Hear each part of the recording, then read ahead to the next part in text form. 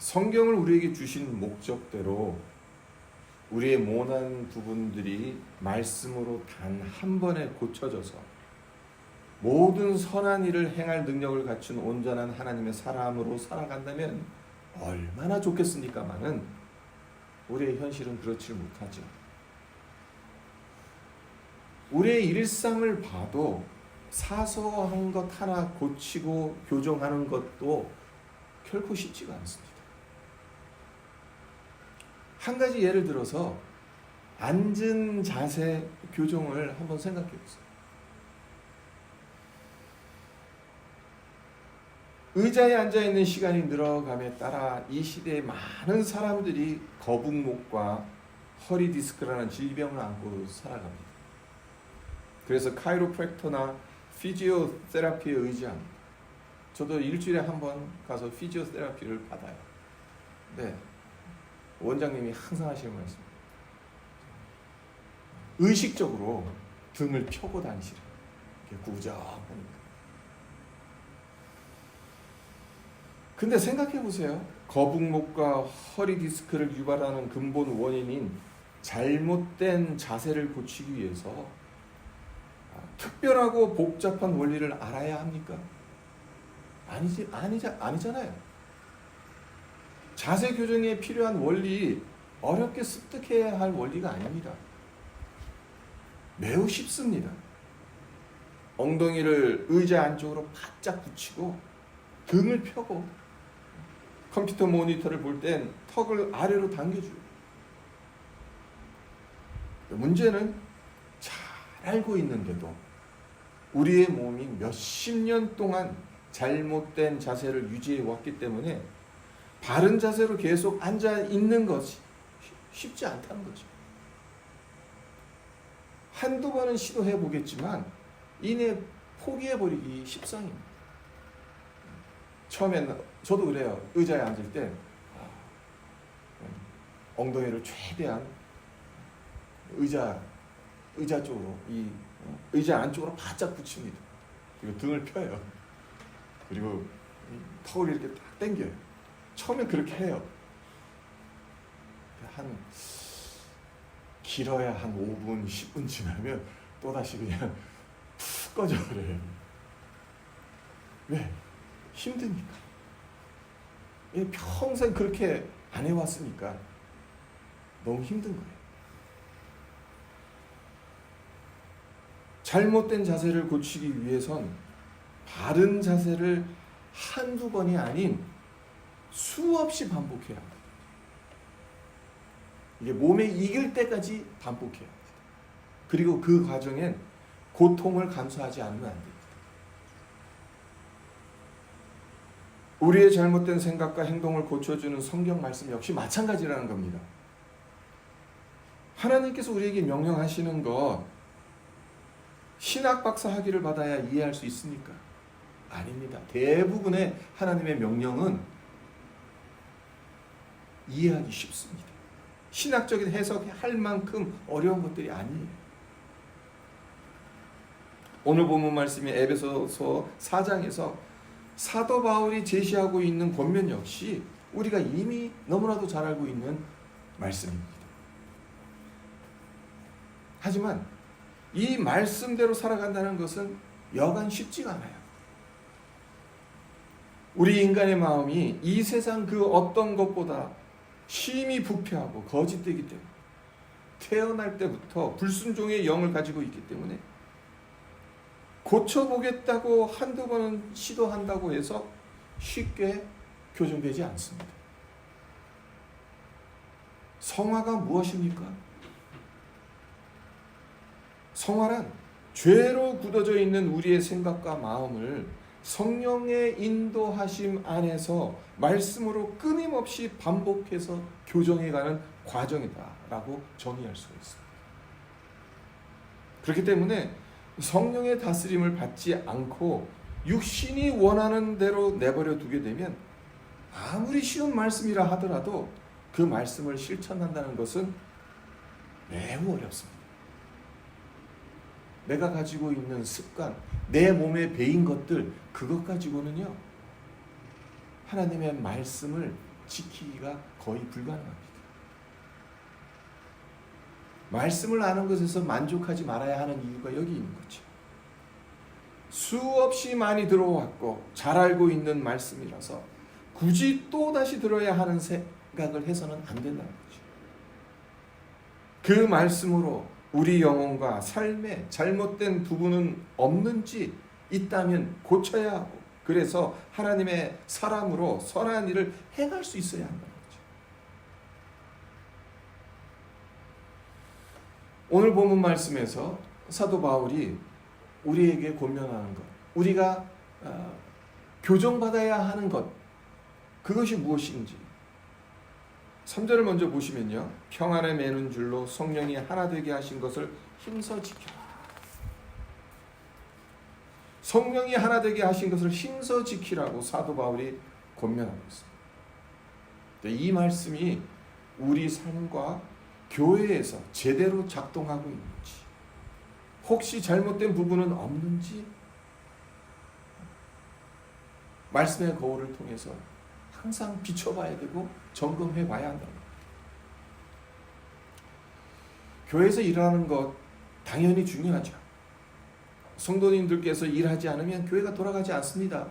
우리 교회처럼 아무리 작은 교회라 하더라도 성도님들이 하시는 일들이 있어요. 하지만 이보다 더 중요한 건 성령이 하나 되게 하신 것을 힘써 지켜나가야 한다는 거죠. 하나님은 어떤 분이십니까? 전지전능하신 분이잖아요. 만유의 주제 되신 분이잖아요. 따라서 우리가 하나님의 일을 하지 않는다고 해서 하나님이 손해보시겠습니까? 아쉬운 것이 있겠습니까? 우리가 하지 않아도 굴러가요. 하나님의 일은. 하나님이 다른 사람을 통해서라도 그 일을 하게 하십니다. 우리에게 교회를 하나님의 일을 하도록 하신 이유가 일 자체가 아니라는 거예요. 어떻게 보면 일을 통해서 하나님을 지키라는 겁니다. 그런데 이 교회 일을 하다 보면 일을 중요하게 여기는 바람에 이런 잘못을 저지르기 쉽죠.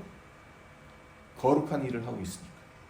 세상의 영광을 위해서가 아닌 하나님의 영광을 위해서 하는 일이니까. 나 지금 하나님의 일을 하고 있어. 이러면 모든 것이 용납되고 용서가 돼요.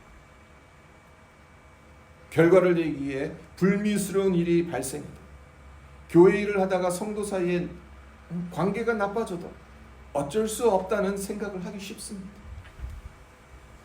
물론 일을 하다 보면 갈등을 겪고 상처를 주고받는 경우가 생깁니다. 생각이 다르고 성격이 다르고 기질이 다른 사람들이 모여 하나의 일을 한다는 게 어디 말처럼 쉽겠습니까? 쉽지 않습니다. 하지만 쉽지 않다고 당연하게 여겨서는 안 된다. 쉽지 않으니까 포기해야겠다 그렇게 생각해서는 안 된다. 그럴수록 성령이 하나 되게 하신 것을 힘써 지켜야 한다는 거죠. 성령이 하나 되게 하신 것을 힘써 지키는 것이 일 자체보다 더 중요하다는 것을 늘 명심하고 있어야 해요.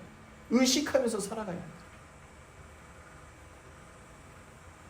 1절을 보겠습니다. 그러므로 주 안에서 갇힌 내가 너희를 권하노니 너희가 부르심을 받은 일에 합당하게 행하여. 지금 사도 바울이 어떤 상황에 처해 있습니까? 예수님의 복음을 전하다가 감옥에 갇혀 있는 상황입니다. 그런 상황에서 바울이 에베소 교회를 향해 권면하는 것이 무엇인가?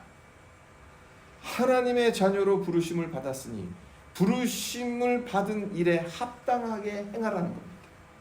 그리고 그 부르심에 합당한 일을 행하는 것은 다름 아닌 성령이 하나 되게 하신 것을 힘써 지키라는 겁니다.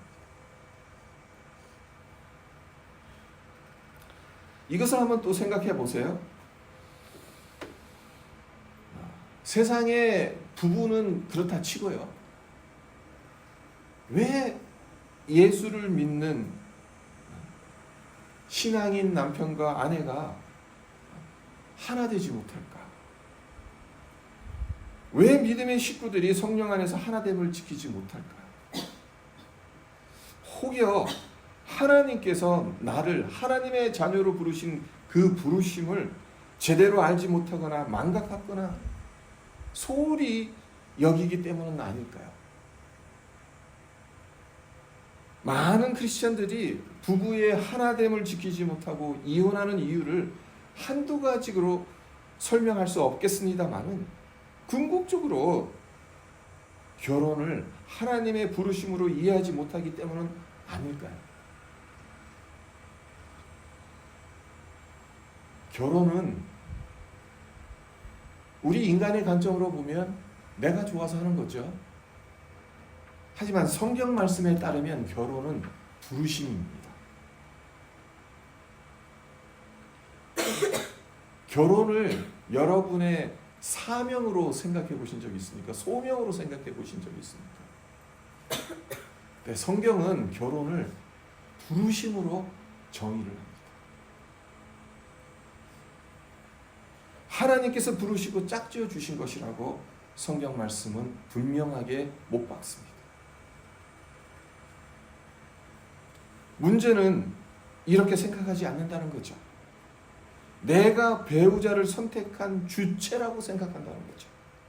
그래서 내가 싫으면, 사랑이 식으면, 마음이 맞지 않으면 얼마든지 헤어질 수 있다라는 생각을 한다는 것이 문제죠. 남편과 아내가 하나 되는 것, 교회의 지체로 하나 되는 것, 겉으로 보기엔 우리가 선택한 것 같습니다. 하지만 하나님의 주권적 은혜 안에서 부르신 부르심이라는 것을 우리는 잊지 말아야 합니다. 그 부르심을 가볍게 여겨서는 안 된다는 겁니다. 그렇다면 구체적으로 어떻게 해야 성령의 하나됨을 지킬 수 있는 것이겠습니까? 그 답이 2절에 나와 있습니다. 2절을 보겠습니다. 모든 겸손과 온유로 하고 참음, 오래 참음으로 사랑 가운데서 서로 용납하라. 성령의 하나됨을 위해 사도 바울이 제시한 키워드가 뭡니까? 겸손, 온유, 오래 참음, 사랑, 용납. 이것을 두 단어로 줄인다면은 인격적인 성숙과 사랑이다라고 말할 수 있을 것 같습니다. 일하면서 자꾸 힘든 이유가 뭘까? 생각이 다르고 일하는 스타일이 서로 다르기 때문이기는 합니다만 이보다 더 중요한 이유는 인격적으로 미성숙하고 사랑이 부족하기 때문은 아니겠습니까? 어떤 일을 하더라도 관계의 갈등은 반드시 찾아옵니다. 아무리 좋은 관계라 하더라도 위기가 찾아오게 돼 있습니다. 저와 제 아내 얼마나 다른지 몰라요. 뭐 그런 책도 있잖아요. 화성에서 온 남자, 금성에서 온 여자. 남자와 여자라는 그 존재 자체가 사실은 너무나도 다르죠. 네, 여러분 혹시 MBTI 테스트를 해보셨습니까? 여기 계신 분들은 다 우리 소명인 소유 또 우리 용진이를 빼고 다들 기성세대죠. 그래서 기성세대는 혈액형 가지고 그 사람의 성격이나 성향을 파악을 합니다. 그래서 당신 혈액형이 뭐예요? 그걸 물으면 그 사람은 기성세대예요. 근데 요즘 MZ세대들은 혈액형을 묻지 않는다. MBTI를 묻는다. 당신의 MBTI가 뭐예요? 네. MBTI가 뭐예요? 묻는데 그걸 못 알아들으면 기성세대인 거지.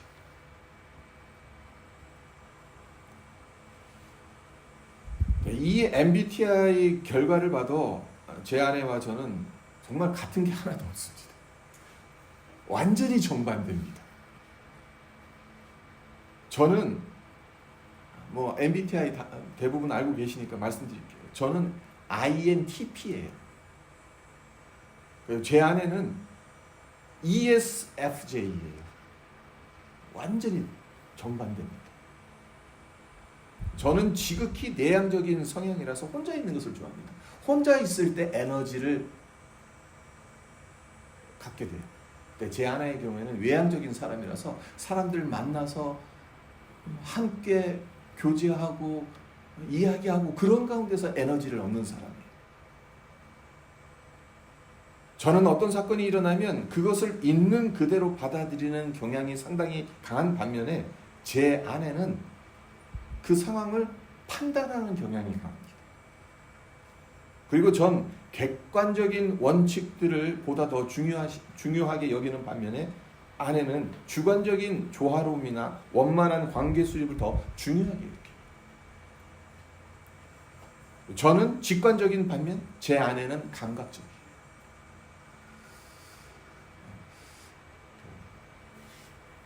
한번 요즘 온라인으로 들어가면 다 무료로 가능해요. 이 MBTI 테스트가. 그래서 한번 부부끼리 한번 해보세요. 아직 안 해보셨다면. 얼마나 다를까. 이 테스트만 봐도 이래서 다르구나. 이래서 생각이 다르구나. 이래서 서로 사오정처럼 행동하는구나. 어느 정도 이게 파악이 됩니다.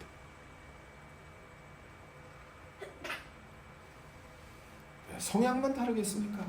성격도 다르고 기질도 다르고 자라온 성장 배경도 다릅니다. 이러하니 어떤 일이 일어났을 때 이를 해결해가는 방법이 다를 수밖에 없고 그래서 갈등을 겪을 수밖에 없고 부부싸움을 할 수밖에 없습니다. 하지만 이것이 잘못된 것입니까? 이것이 죄입니까? 아니에요. 이렇게 서로 다른 것은 잘못된 것도 아니고 죄도 아닙니다. 우리말에 잘못 쓰는 표현 하나가 있죠. 다르다고 말해야 할 것을 자꾸 틀렸다고 말하잖아요. 예를 들어서 우리 집사님 헤어스타일이 지난주와 다르네요.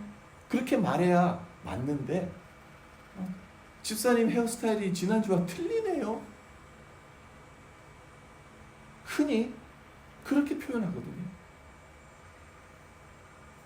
우리는 왜 이런 잘못된 표현을 쓰는 것이겠습니까? 제가 곰곰이 생각해 봤어요. 우리 한민족은 워낙 공동체 의식이 강하다 보니까 이 다르다는 것을 잘 용납하지 못하는 것 같아요. 다 같아야 된다고 생각해요.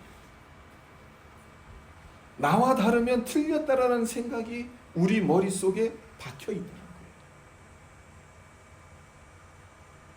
거예요. 상대방이 나와 다르다고 해서 틀린 것입니까? 아니잖아요.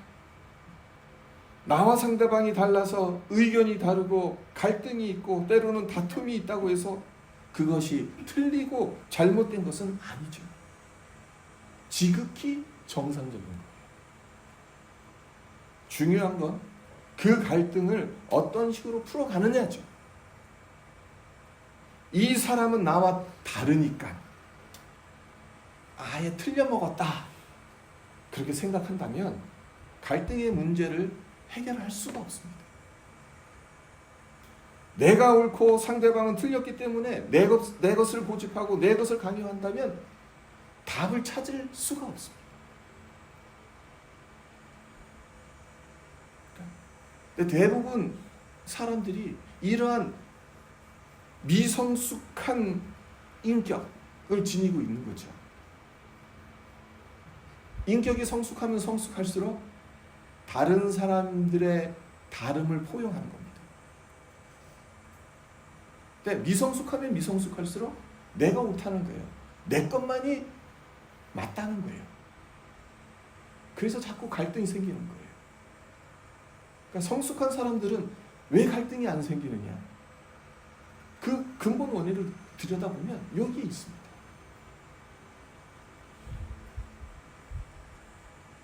겸손하지 못하고 온유하지 못하고 오래 참지 못하고 사랑 가운데서 서로 용납하지 못하기 때문에 다름이 틀림이 되어버리고 그 틀림이 갈등을 해결할 수 없도록 만드는 겁니다.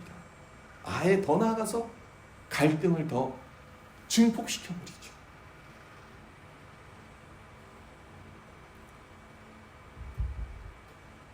성령의 하나됨을 위해서 모든 겸손과 온유로 하고 오래 참음으로 사랑 가운데서 서로 용납한다는 것.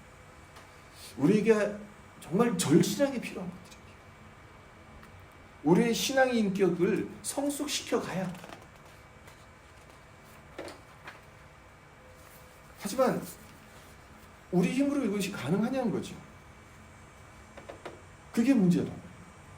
사도 바울이 성령의 하나됨을 위해서 겸손과 온유, 인내와 사랑, 용납을 말하는 이유가 무엇인지 한번 생각해 보십시오. 겸손, 온유, 오래 참은 사랑, 용납 모두 주님의 성품이지 않습니까? 결국 성령이 하나 되게 하신 것을 힘써 지키기 위해선 무엇이 필요하다는 거예요? 주님의 성품으로 닮아가야 한다는 겁니다. 네, 우리의 현실이 어떠합니까? 주님은 우리의 죄를 위해 십자가에 죽으시기까지 당신 자신을 낮춰주셨습니다. 주님의 문제가 아닌 우리의 문제를 해결하시기 위해서 더 이상 낮아지실 곳이 없는 곳까지 낮아지셨고 십자가에 못 박혀 죽으셨습니다. 허나 우리는 어떻습니까? 우리는 교만해서 남을 무시합니다. 문제 해결을 위해서 나를 낮추는 것이 아니라 남을 낮추려고 합니다. 나를 십자가에 못 박는 것이 아니라 남을 십자가에 못 박으려고 합니다.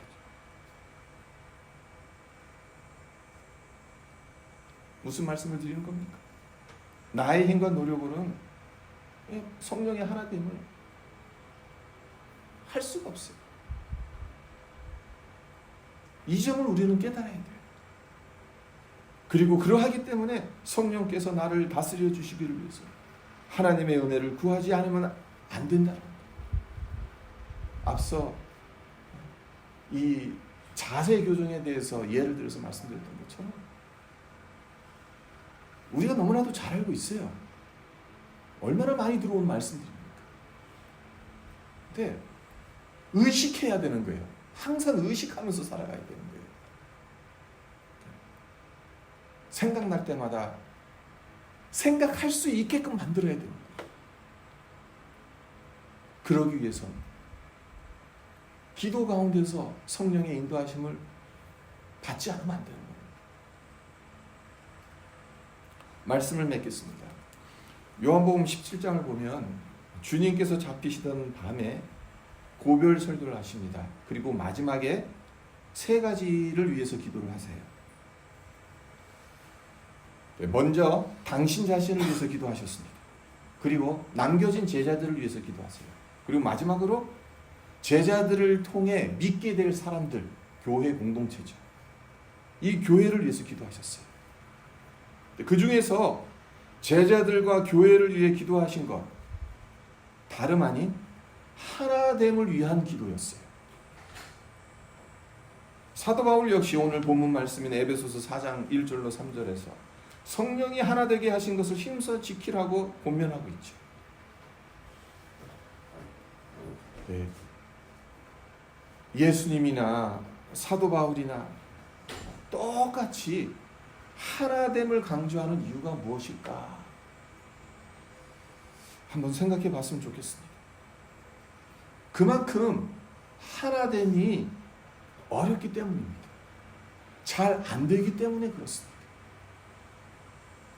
예수님께서 잡히시던 밤에 제자들과 교회를 위해서 기도하셔야 될 것들이 얼마나 많겠어요.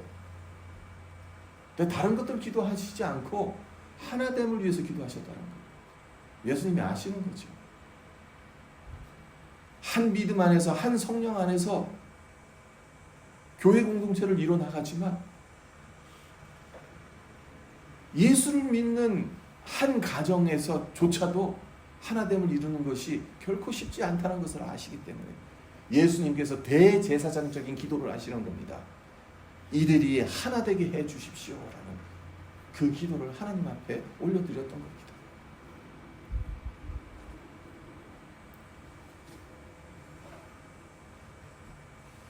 우리에게 단호하게 명령하신 명령, 성령이 하나 되게 하신 것을 힘써 지켜라.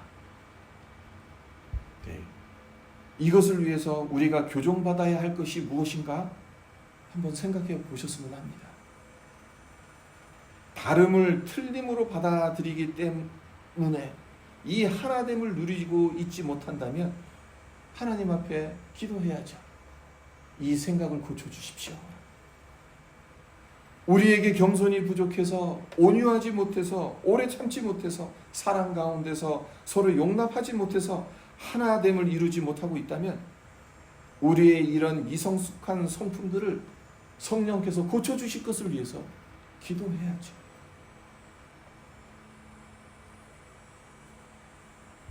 오늘